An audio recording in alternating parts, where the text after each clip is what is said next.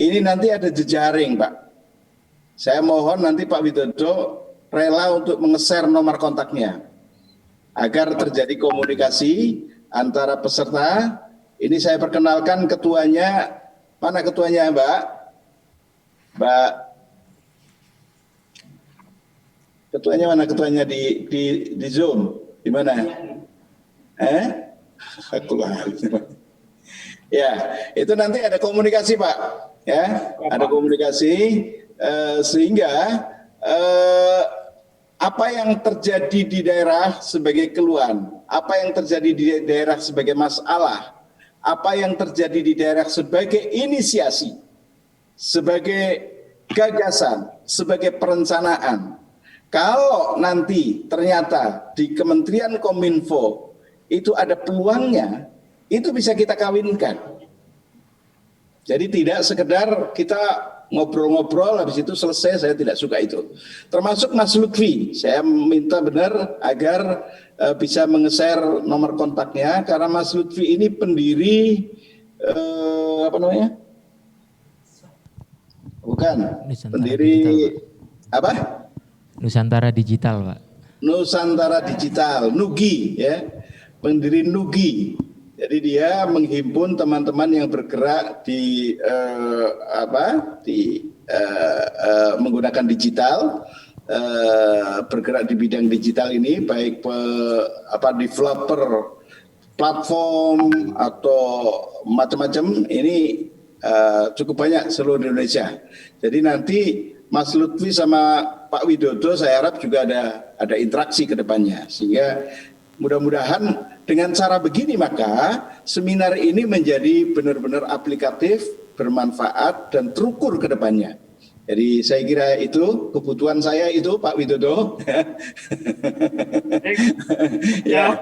Ya, saya senang sekali teman-teman Fatayat ini mudah-mudahan tetap bersemangat sampai akhir ya dan bisa menyerap apapun informasi yang hari ini muncul. Dan kepada para narasumber saya menyampaikan ucapan terima kasih Pak Widodo, Mas Lutfi, termasuk moderatornya yang cantik ini. Ya. Baik, mudah-mudahan ya kita menjadi jejaring ya. Jadi jejaring. Sekali lagi terima kasih, mudah-mudahan bermanfaat. Wallahul muwaffiq ila aqwamit thoriq. Assalamualaikum warahmatullahi wabarakatuh. Waalaikumsalam warahmatullahi wabarakatuh. Waalaikumsalam warahmatullahi wabarakatuh. Baik, terima kasih banyak Pak Taufik atas materinya yang sangat luar biasa ya. Tadi banyak juga bicara tentang transformasi digital. Nah, tanpa berlama-lama langsung saja kita beralih kepada narasumber kedua. Dari staf ahli Menteri Kominfo bidang komunikasi dan media massa kepada Bapak Profesor Dr. Widodo Muktio, kami silahkan. Baik, terima kasih. Assalamualaikum warahmatullahi wabarakatuh. Selamat siang, salam sejahtera untuk kita semuanya. Om Swastiastu, Namo Buddhaya, salam kebajikan yang sama-sama kita banggakan dan saya hormati Bapak Taufik Abdullah yang tadi sudah memberikan inspirasi. Selamat siang, Pak Ustadz. Mudah-mudahan sehat selalu. Amin, amin. Yang kedua juga kami hormati Mas Ahmad Lutfi, founder dari Nusantara Digital. Rasanya hari ini kita bisa memanfaatkan waktu, bisa berkumpul, bisa bersilaturahim, silatufikri antar kita, terutama teman-teman Fatayat NU yang saya yakin sekarang ini mempunyai banyak semangat, banyak panutan untuk bisa kita lebih baik. Nah, memang pandemi COVID ini rasanya bisa kita lihat dari berbagai sisi. Nah, buat kita tentu saja bukan sisi yang susah saja, tetapi mari kita ambil sisi yang juga optimis, karena memang slogan kami di komunikasi publik itu selalu ingin membangun optimisme, selalu berpikir positif, dan menegakkan disiplin. Inilah sebetulnya tantangan ujian dari Allah SWT untuk kita bisa membuat satu tatanan baru. Yang sering kami sampaikan adalah kita tetap menjadi masyarakat yang produktif, tetapi aman COVID. Artinya memang ini sama-sama makhluk ciptaan Allah, kita harus hidup bersama-sama, tetapi tidak saling mengganggu. Nah, aman COVID ini seperti apa? Sekarang ini pemerintah sedang gencar sekali melakukan gerakan vaksinasi. Mudah-mudahan ini bisa kita apresiasi supaya langkah kita untuk bisa berdamai dengan sesama makhluk Allah ini betul-betul tidak mengurangi nilai-nilai kita. Bahkan tadi sudah disampaikan oleh Pak Ustadz Taufik, kita harus menemukan satu formula baru. Biasanya kita ini kalau tidak ada tekanan nggak muncul kreativitas. Jadi kreativitas itu kadang-kadang terjadi karena kita memang kepepet. Makanya banyak orang sukses, 80% orang sukses itu dulu mudanya sengsara, Pak. Ini penelitian psikologi ya. 20% sukses itu karena memang dia punya mimpi. Tapi yang lebih banyak orang yang dulunya tidurnya di masjid gitu ya. Yang mungkin malah bapak ibunya bukan pendidikan apa-apa, tetapi dia termotivasi. Nah, mudah-mudahan pandemi ini menjadikan kita semuanya untuk bisa mengambil hikmahnya. Ternyata hidup ini sekarang harus begini. Boleh ditayangkan ya, saya punya PPT supaya nanti untuk mengacu saja. Dan tema yang diajukan oleh panitia menarik sekali, yaitu strategi pasca pandemi, pemanfaatan teknologi informasi menuju pekerjaan masa depan. Dan perlu juga kita ambil, saya ingin quote ya, bahwa lanjut saja, saya ingin quote bahwa COVID-19 ini sejak bulan April yang lalu sebetulnya, itu sudah disenyalir akan berlangsung cukup lama. Dan ternyata terbukti, sekarang ini sudah setahun lebih, kita masih harus istilahnya berkoeksistensi, beradaptasi dengan makhluk COVID ini. Oleh sebab itulah maka kita harus membuat satu semangat hidup living in harmony with the disaster. Jadi inilah yang sebetulnya menjadikan kita semuanya tidak mengenal kaya, miskin, tua, muda, kita semua harus kita beradaptasi dan banyak sekali pelajaran kita, bahkan Charles Darwin itu menyebutkan yang akan survive itu bukan yang hebat, yang kaya, yang kuasa, tetapi yang akan survive itu orang yang mau adaptasi. Nah, oleh sebab itulah pesan pertama yang ingin kami sampaikan, mari kita menjadi orang yang adaptasinya cepat. Inilah yang akan menentukan keberhasilan kita. Di tengah situasi berubah, maka kita harus mampu beradaptasi. Nah, kenapa ini penting? Karena memang ternyata melahirkan tatanan baru. Jadi ada perubahan tatanan baru yang kita nggak membayangkan. Saya yakin Pak Taufik, saya, Pak Ahmad Lutfi, dan semuanya kita itu nggak membayangkan ada musibah kok kayak gini. Saya tinggal di daerah Solo, Jogja, Klaten itu ya. Dulu ada gempa, ramai sekali. Di kabupaten saya itu 5.000 meninggal. Tapi setelah itu selesai recovery. Nah kalau ini kan nggak jelas nih. Kita betul-betul menghadapi satu situasi yang harus mempunyai pola yang disebut dengan stay at home lifestyle. Jadi gaya yang harus di rumah terus. Tapi tidak berarti kita santai loh ya. Saya sekarang ini dengan istri saya itu malah, ini saya laporkan Pak Taufik. Istri saya itu sekarang saking semangatnya membuat terjemahan Al-Quran tapi dibacakan 30 juz. Kalau pas situasi normal mungkin nggak mungkin. Di rumah ngapain, akhirnya beliau membaca. Ya. Kalau ngajinya di musola, tetapi terjemahannya dibaca dan itu diiringi dengan musik yang indah supaya untuk konsumen semua kita. Dan tadi saya juga setuju Pak Taufik, nanti kita lanjut follow up bermedsos. Kami senang, saya punya Instagram, Facebook, Twitter, dan waktu di Kominfo kemarin kami sudah mencanangkan, khususnya yang di IKP waktu itu Pak Taufik tahu, kami minta semua pegawai IKP itu punya medsos, punya follower, dan memberikan positive knowledge. Dan itulah sebetulnya senjata kita. Jadi umat Islam, kita kaum muda, muslim, muslimat, itu selayaknya lah kita tidak usah kemudian menyesali, tetapi mari kita produktif memberikan positive knowledge. Nah, kenapa? Karena ini masih panjang. Sambil kita pemanasan apa yang kita lakukan di dalam gaya hidup di rumah. termasuk kita gaya hidup go virtual. Go virtual ini justru menjadikan kita bisa banyak melakukan pendalaman keilmuan berbagai hal. Tetapi syaratnya memang kita harus selektif. Jangan sampai kita menelan apa yang sering disebut dengan filosof Perancis itu, Simon Weil namanya. Informasi itu bisa menjadi food for the soul, bisa menjadi makanan yang menyehatkan. Tetapi informasi itu pada sisi yang lain, itu juga bisa menjadi poison for the soul, racun yang meracuni pikiran kita. Nah, mari kita meningkatkan imun dengan selalu mendapatkan informasi yang food tadi, food dan bervitamin. Bukan informasi yang setelah baca pusing, setelah baca malah jadi tensinya naik gitu ya. Ini yang saya kira menjadi catatan penting. Sehingga go virtual tadi kita ambil hikmahnya untuk bisa kita positif, kita tetap happy karena kita bisa mendapatkan ilmu dimanapun, kapanpun, dan oleh siapapun. Dan sekarang ini sudah banyak para ilmuwan itu menggunakan teknologi go virtual ini. Nah, ini yang saya kira menjadikan kita semua mau produksi juga bisa, mau mengkonsumsi juga bisa.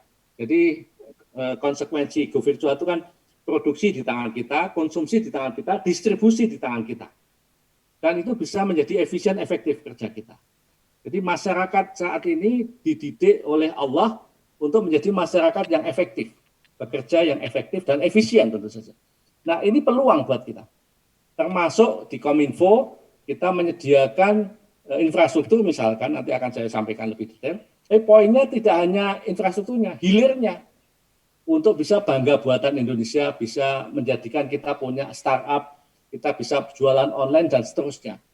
Dengan inspirasi tadi, go virtual, gaya hidup yang di rumah, dan empati. Tadi saya mendapatkan pelajaran Pak Taufik, crowdfunding. Crowdfunding itu sebetulnya itu penting sekali. Sekarang ini kita mau membantu siapapun kan lewat platform. Dan akhirnya terkumpul banyak sekali. Termasuk juga sekarang ini memang kita harus menggunakan handphone itu betul-betul handphone yang berfaedah buat kita. Jadi itulah cara yang saya kira harus kita lakukan. Lanjut. Nah, oleh sebab itulah maka saya ingin mencoba merefleksikan karena hidup ini sudah sejarah. Kalau kita dulu ada Rasulullah Muhammad SAW, kemudian sampai pada Mbah Hasyim Asy'ari dan seterusnya sampai kita sekarang. Sebetulnya kan sejarah peradaban itu ini. Dari yang dulu masyarakat nomaden, pindah-pindah, di sini nggak bagus, pindah lagi. Sekarang kan nggak boleh pindah-pindah, sertifikatnya sudah diurus. Menjadi masyarakat agraris, cocok tanam, sekarang ini menjadi masyarakat industri, bahkan sekarang ini menjadi masyarakat informasi. Nah, kita hidup di dalam masyarakat informasi, di mana tadi saya sebutkan, kekuatan kita itu adalah adaptasi. Jadi mari kita semuanya itu nggak kenal kota desa ini sekarang sudah dengan adanya go virtual itu sama, tinggal dimanapun kita sama. Nah yang penting kita adalah connectivity. Makanya semangat kami di Kominfo itu kita Indonesia itu connectivity. Semakin digital semakin maju. Jadi mari kita mengikuti pola-pola perkembangan yang harus kita sesuaikan supaya kita nanti ke depannya dengan teknologi 4.0 ke depannya kita menjadi, ini di Jepang sudah dilaksanakan, apa yang sering disebut dengan super smart society. Masyarakat yang tidak hanya dikendalikan oleh teknologi, tetapi teknologi itu kita kendalikan dengan hati nurani kita, kolbu kita. Nah mari kita sekali lagi jangan kemudian teknologi kita mendewakan teknologi. Teknologi itu alat untuk kita meningkatkan, mensyukuri nikmat Allah yang diberikan pada kita. Nah, smart society ini di Jepang sering disebut Jepang itu agamanya nggak jelas tetapi Islami, gitu ya. Karena betul-betul beliau memahami betul, menghargai berbagai hal yang terkait dengan keagamaan kita. Nah, lanjut. Nah, oleh sebab itulah maka saya ingin sampaikan, mari kita betul-betul ini. Charles Darwin mengatakan, it is not the strongest species that survive, nor the most intelligent, but the one most responsive to change. Jadi kita harus adaptasi dengan perkembangan. Nah itulah yang pada kesempatan ini mari kita menyesuaikan. Misalkan apakah kalau sekarang ini di rumah berarti nggak mendapatkan sesuatu. Justru di rumah pendapatan kita bisa lebih banyak karena adanya teknologi. Nah, untuk menunjang itu saya ingin informasikan dulu kepada teman-teman semuanya apa yang sudah dilaksanakan oleh pemerintah, khususnya Bapak Presiden ya. Nah, ini ada yang sering dikenal dengan 5 langkah percepatan transformasi digital. Jadi kita bisa berkomunikasi, mungkin juga masih ada yang kosong, ada yang blank, ya memang belum semuanya, tetapi paling tidak sudah ada langkah-langkah yang itu kemudian menjadi acuan kita untuk bisa menjadi masyarakat yang terhubung. Dan disitulah sebetulnya kita saat ini punya 5 langkah. Yang pertama apa? Infrastruktur dulu. Jadi kita percepatan perluasan akses. Mungkin di tempat Anda semuanya sudah ada, tapi di tempat yang lain masih belum ada. Masih ada sekitar 12 ribuan yang harus kita layani, dan itu akan dipenuhi tahun 2022 ini. Insya Allah 2022 itu Indonesia betul-betul tersambung, terhubung. Dan ini yang menjadi tool tadi, ini harus kita manfaatkan. Banyak kita bisa saksikan adanya jalan tol akhirnya menumbuhkan ekonomi. Ada hubungan lewat laut, jadi ekonominya tumbuh. Nah ini juga begitu, dengan adanya tol virtual, kita harus tumbuh. Jangan sampai menunggu, jangan sampai tidak beradaptasi. Zamannya sekarang zaman tol virtual. Nah pertanyaannya tentu saja, apakah mbak-mbak ini sudah punya misalkan jualan online? Mulailah dari yang kecil saat ini juga. Ya. Kita nggak usah jauh-jauh, kalau kita memang belum bisa memproduksi, ya jualan punyanya teman. Menjadi reseller misalnya. Ini hal yang mudah, tapi ini menyangkut cara pikir kita. Jadi mari kita rubah itu cara pikir kita. Karena memang Stephen Covey itu menyebut, katanya kalau perubahan perilaku itu dianggap perubahan kecil. Nah perubahan yang besar apa? Perilaku kita, mindset kita. Mindset kita, bukan mindset kita. Perilaku itu perubahan kecil, mindset kita ini perubahan besar. Nah jadi bahwa kita kalau di rumah itu tidak menghasilkan tuh keliru, tidak tepat lagi untuk saat ini. Bahwa kalau seorang wanita itu misalkan mesti tidak lebih produktif dibandingkan laki-laki, itu juga tidak betul lagi. Bahwa kalau kemudian kita itu nggak mengeluarkan otot itu pendapatannya lebih rendah dibandingkan yang mengeluarkan otot. Sekarang otak, misalkan seperti itu ya. Jadi ini mindset baru di dalam infrastruktur yang disediakan oleh pemerintah, termasuk roadmap-nya. Jadi sekarang ini saya ambil contoh yang paling dekat adalah Dukcapil saja sekarang sudah membuat kita bisa ngeprint sendiri KTP kita. Ya berkat apa? Berkat adanya sinkronisasi data, berkat adanya koordinasi dalam pelayanan publik, dan sudah terkoneksi. Nah itu pekerjaan yang direncana oleh pemerintah bersama-sama DPR. Nah yang ketiga juga bagaimana kita mengintegrasikan pusat data nasional sehingga kita betul-betul ini sedang digodok di tempatnya Pak Taufik ya, rancangan undang-undang PDP ya yang masih berjalan untuk bisa bagaimana nanti kita mengintegrasikan pusat data nasional dan juga menyiapkan regulasinya.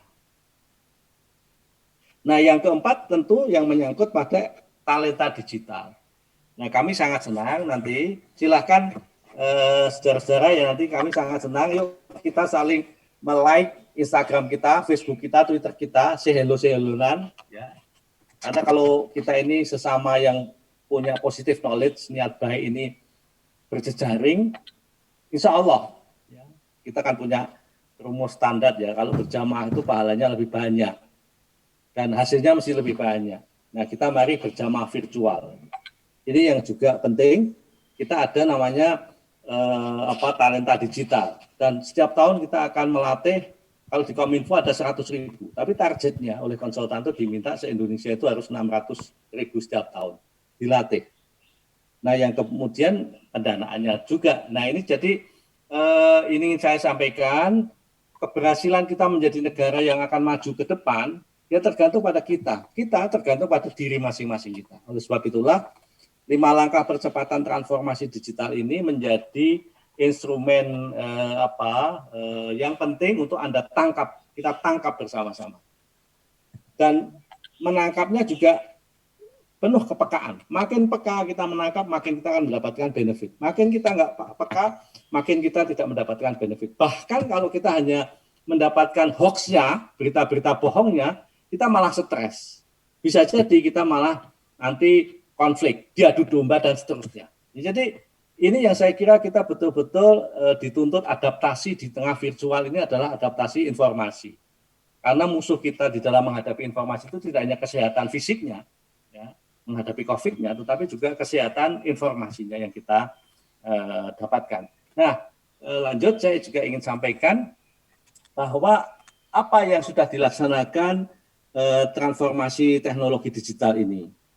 Nah, yang pertama misalkan percepatan transformasi digital ini sebetulnya menjadi landasan untuk ekonomi. Jadi Bapak Ibu sekalian, sekarang ini kita harus mendapatkan gambaran virtual untuk ekonomi. Ini mbaknya ini yang kelihatan ini Mbak Daryanti ya, atau Bu Daryanti ini ya. Mungkin ini tempat jualannya, tetapi secara virtual sekarang ini nggak butuh tempat lagi. Kita bisa, yang penting secara virtual kita beli dan diantarkan seterusnya. Termasuk juga pembangunan infrastruktur fiber optik ini membantu percepatan UMKM. Jadi sebetulnya inilah saatnya kebangkitan UMKM asalkan menggunakan teknologi. Nah, mari kita canangkan petani, nelayan, ya itu bisa menggunakan teknologi. Jadi kalau kita mau beli apa-apa sekarang ini kan teknologi. Tetapi jangan kemudian produknya produk asing, produk luar negeri, ya produk kita sendiri. Tetapi harus kita bisa diakses lewat virtual. Jadi saat ini siapapun kita harus bisa mengakses di dalam kegiatan ekonomi. Ini pasca COVID, apakah nanti akan balik? Ini pertanyaan juga menarik. Kalau nanti kita sudah selesai pandemi, dan selesainya kapan juga belum tahu persisnya. Tapi apakah hidupnya akan kembali dulu? Tidak. Karena apa? Sudah terkoneksi. Sudah tahu betapa go virtual itu menjadi efisien cara kerja kita. Sudah tahu bahwa mengumpulkan dana itu tidak harus di perempatan traffic light, ya Bang Jo itu. Tetapi sudah dengan handphone kita, dan seterusnya. Jadi kita akan memasuki satu peradaban baru, kalau yang di Jepang disebut dengan super smart society, masyarakat yang smart untuk bisa menghadapi interaksi dan komunikasi. Bahkan sekarang ini, kita ini kadang-kadang organisasi yang formal kalah dengan organisasi yang informal, tetapi dia punya follower banyak, karena sudah terkoneksi. Jadi sekarang ini sering ada yang mengatakan, saya ini ketua Fatayat di kabupaten kok nggak terkenal ya, terkenal sama si X yang ternyata followernya 300.000 misalkan. Iya, makanya mari kita secara real punya organisasi, sekaligus secara virtual juga punya follower. Ini semangat yang saya kira akan menjadikan dakwah kita, keinginan kita untuk berbuat baik itu terpenuhi. Dan itu menjadi keniscayaan. Nah, yang penting lagi, ternyata perkembangan teknologi, ini bisa dilanjutkan, itu jauh lebih cepat dibandingkan bidang lain. Jadi kalau dulu kita mungkin kenal perubahan dari TV ke laptop itu lama sekali. Sekarang di laptop itu sudah macam-macam teknologinya, kecepatannya, besaran kita menampung data, itu sudah tidak terbatas, bahkan ada cloud sekarang ini. Jadi kita mau menyimpan foto tidak lagi butuh ruangan, butuh selorokan gitu ya. Tapi kita tinggal di cloud dan setiap saat bisa kita ambil. Nah, perkembangan yang terus-menerus ini ternyata melebihi bidang-bidang yang lain. Saya ambil contoh misalkan di bidang bisnis.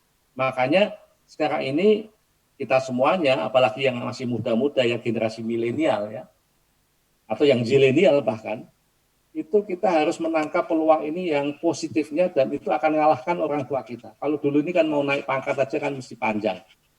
Mau kaya itu juga bisnisnya mesti harus besar dan fisik, kelihatan fisik. Sekarang tidak lagi. Kita nggak kelihatan apa-apa, ya, tetapi kemudian kita bisa berbuat apa-apa. Nah, kenapa? Karena memang, bisa dilanjut ya, teknologi itu tidak punya etika. Teknologi itu sekali lagi hanya alat. Jadi kita jangan sampai terjebak pada teknologi. Handphone kita itu alat untuk kita kendalikan. Karena memang teknologi has no ethic. Jadi memang teknologi itu nggak punya alat. Ya. Nah, ini bisa dilanjut. Nah, kenapa? Karena memang sekarang ini betul-betul kita berebut menggunakan teknologi untuk kemanfaatan kita. Kita punya ide, inspirasi, ya, yang kemudian kita jual secara masif tanpa batas daerah, wilayah, bahkan negara, untuk kemudian kita saling siapa yang menarik itu. Nah, dan idenya bisa macam-macam. Jangan dikira dulu ternyata cara bercocok tanam tuh nggak laku. Sekarang ini malah kita banyak mencontoh membuat bercocok tanam yang efisien seperti apa, memanfaatkan kebun kita yang kecil seperti apa, bahkan juga sampai pada bagaimana kita jualan tanaman kita lewat virtual dan seterusnya. Tetapi sekali lagi dibuat betul ya bisa betul, tapi dibuat salah seperti handphone untuk pornografi itu lebih dari 1 juta yang kita take down. Lebih dari 1 juta kita take down. Yang untuk perjudian ribuan juga yang kita take down. Yang untuk menipu, ya, yang abal-abal itu ya, fintech abal-abal, itu banyak sekali yang kita take down. Jadi kami dari sisi government itu kayak pembersih hal-hal yang tidak baik. Tetapi kan memang siapapun kita bisa mencetak lagi. Jadi memang ini patah tumbuh hilang berganti untuk yang negatif ini harus kita sama-sama. Makanya kalau di negara-negara yang sudah maju, kalau hal-hal yang negatif-negatif itu tidak dikonsumsi, akhirnya mati sendiri. Nah, di tempat kita itu masih senang kadang-kadang cari uang yang gampang, cepat kaya, tahu-tahu ketipu.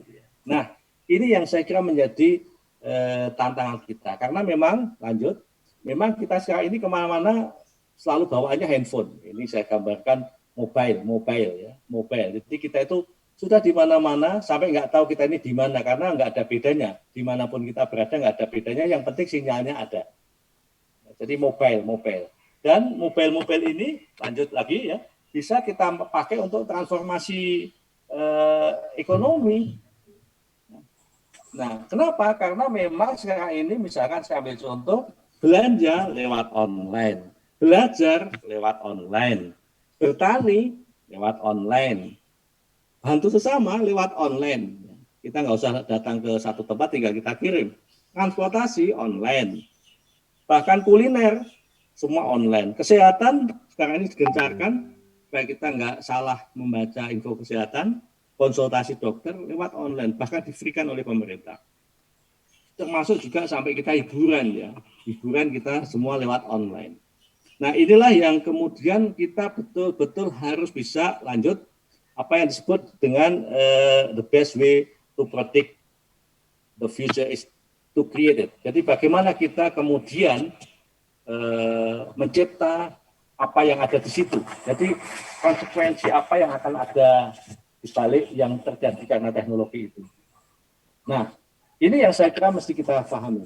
Dan ini menjadi pembelajaran kita, makanya kita akan ketemu kenapa ya kayak si A itu biasa saja kok kemudian pendapatannya karena followernya banyak itu menjadi lebih banyak pendapatannya. Barokahnya juga mudah-mudahan banyak karena dia mencipta konten-konten yang akhirnya mendapatkan ikutan netizennya dan akhirnya menjadi pendapatan itu bergulir terus-menerus. Sempulur kalau bahasa Jawa itu ya. Nah, kita mesti melakukan apa ini? Ini pertanyaan kritis ya. Kita mesti melakukan apa? Lanjut ya. Teknologi kunci di dalam mendukung kehidupan masyarakat, manfaatkan dengan mengambil nilai baiknya. Jadi teknologi itu netral, bahkan tidak punya etika tadi. Tetapi kitalah yang akan memanfaatkan. Gunakan itu. Mempelajari nilai tambah dalam teknologi untuk meningkatkan kesejahteraan dan edukasi. Mari kita manfaatkan. Sekarang ini kemarin saya ada saudara meninggal, sudah melayatnya itu lewat virtual. Karena COVID tidak bisa dikunjungi, akhirnya putranya membuat Zoom begini, kemudian diceritakan dan seterusnya. Tetapi terbatas siapa yang mau ikut. Dan itu menjadi banyak juga ratusan orang melayat secara virtual pada hari yang sama, jamnya agak delay sebentar karena pemakamannya biar di-shoot oleh keluarga intinya.